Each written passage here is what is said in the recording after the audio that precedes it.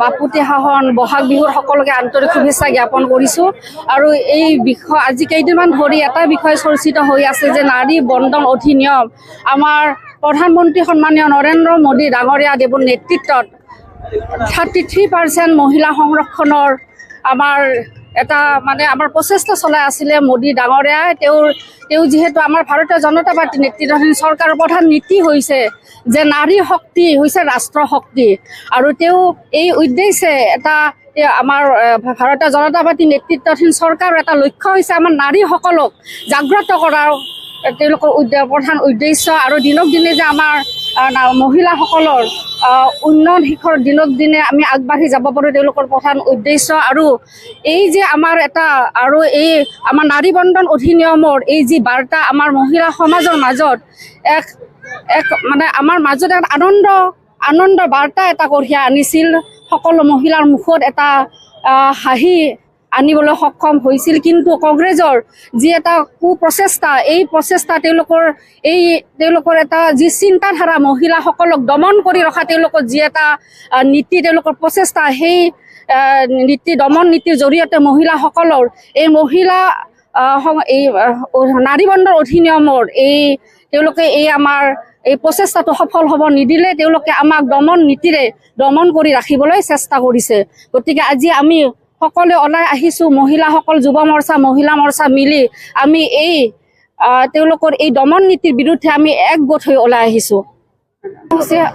আমাৰ ভাৰতীয় জনতা পাৰ্টি নেতৃত্বাধীন চৰকাৰৰ মহিলা মৰ্চাৰ সভাপতি সন্মানীয় নীলিমা দেৱী বাইদেউ আমাৰ 24 তাৰিখে বৰপেটা জিলাত আহিব আৰু এই বিষয়ে সংবাদমেলত এখন প্ৰেছ মিট হ'ব। আজি আমি ইয়াতে প্ৰতিবাদ কৰিবলৈ আহিছোঁ সচেতন নাগৰিক হিচাপে, কাৰণ যোৱা 17 এপ্ৰিলত 2026 সংসদত মহিলাৰ বাবে ভৱিষ্যতত সুৰক্ষিত হোৱা এখন গুৰুত্বপূৰ্ণ বিল যিটো নাৰী শক্তি বন্ধন, সেইটো কংগ্ৰেছ আৰু বিৰোধীয়ে মিলি বিফল কৰিলে, যাৰ বিৰুদ্ধে আমি আজি এইটো প্ৰতিবাদ কৰিবলৈ আহিছোঁ। প্ৰথমতে মই আমাৰ প্ৰধানমন্ত্ৰী ডাঙৰীয়াক মই ধন্যবাদ জ্ঞাপন কৰিছোঁ, যিহেতু আমাৰ মহিলাসকলৰ বিল সংৰক্ষণৰ কাৰণে 33% যিটো সংৰক্ষণ, তাৰ কাৰণে এখেতে বিল পাছ কৰাৰ কাৰণে আমাৰ সংসদত আমাৰ হৈছিল। কিন্তু আমাৰ যি বিৰোধী কংগ্ৰেছ দলে এই মহিলাসকলক এই বিল পাছ কৰাৰ কাৰণে নাকচ কৰিলে। ধিক্কাৰ জনাইছোঁ কংগ্ৰেছক, কাৰণ মহিলাসকলে আজি সকলো দিশতে আগবাঢ়িছে।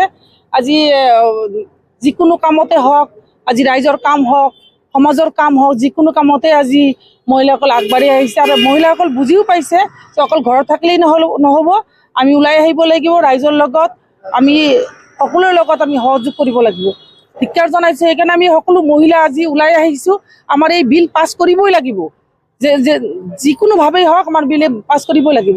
আৰু প্ৰধানমন্ত্ৰী মুখ্যমন্ত্ৰী মহোদয় এওঁলোকে আমাৰ মহিলাসকলক যিদৰে সন্মান জনাইছে, সেইকাৰণে আমি ধন্যবাদ জ্ঞাপন কৰিছোঁ। আৰু মহিলাসকলৰ যিটো আমাৰ 33% সংৰক্ষণ, এইটো আমাৰ সম্পূৰ্ণ ভাৰতবৰ্ষতে এইটো পাছ হ'ব। 2 দিন আগে পিছে এইটো হ'বই, আপোনালোকে চাব।